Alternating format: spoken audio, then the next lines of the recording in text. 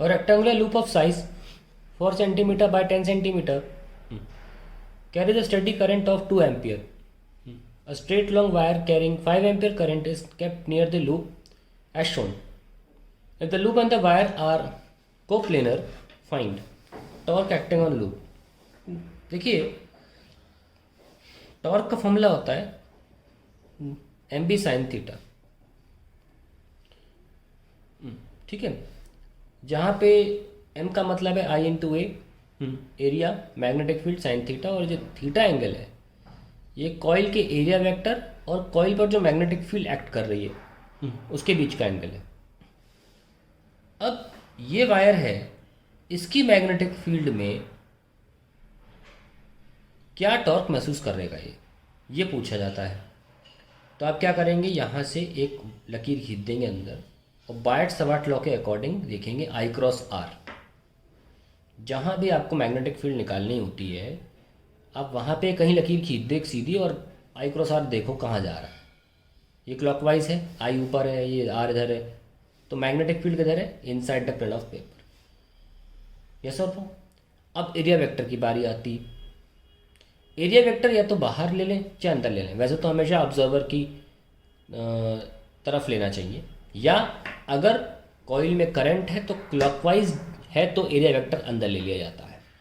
तो अगर हम क्लॉकवाइज करंट लें तो एरिया वेक्टर अंदर लेके देखें, कहीं भी लोगे तो एंगल या तो अंदर लोगे तो 0 डिग्री आएगा और बाहर लोगे तो 180 डिग्री आएगा, तो टॉर्क आएगा। तो पहला आंसर जो है वो आएगा 0। ऑलवेज रिमेंबर, जब भी आपका वायर और प्लेन ऑफ कॉइल एक ही प्लेन में है, को प्लेनर है, टॉर्क 0 होता है। बोर्ड एग्जाम में बात डायरेक्ट लिखनी है, मैंने प्रोसीजर तरीके से करके दिखाई आपको प्रॉपर प्रोसीजर के साथ कि इस करंट वायर की मैग्नेटिक फील्ड में ये कॉइल टॉर्क महसूस कैसा करेगी।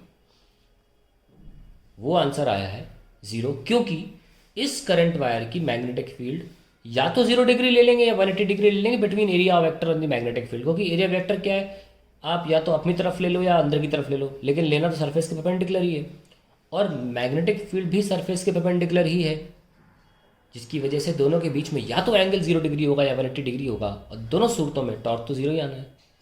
इसलिए always remember this, that note करके लिख लें, when ever a wire and a coil are in same plane, the torque is 0।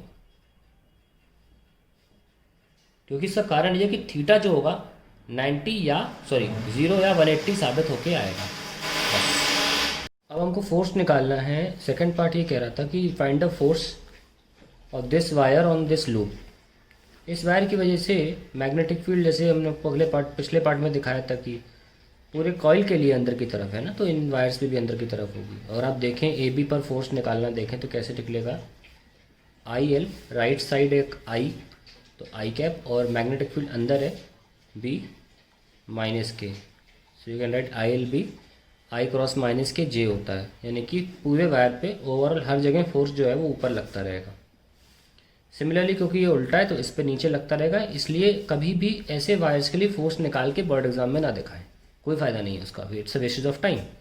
ये भी होगा I L B and it will be minus का जे, तो नेट फोर्स जो है इन दोनों वायर्स पर ऐड होके वो 0 ही हो जाना है। इसलिए ये पार्ट हमें करना ही नहीं है बोर्ड एग्जाम, मैंने करके दिखा दिया, आपको नहीं करना है। अब बात अभी इन वायर्स की, ये वायर्स डेफिनेटली एक दूसरे से अलग अलग दूरी पर है, इनके लिए आएगा आंसर।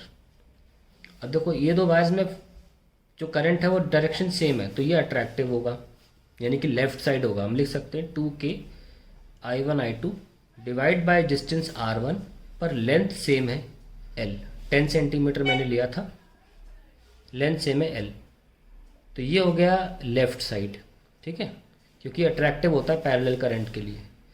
इसको हम F1 ले लेते हैं, और F2 जो है वो भी 2k I1 I2, फ़र्क सिर्फ R2 होगा, लेंथ सेम होगी, ये राइट साइड होगा।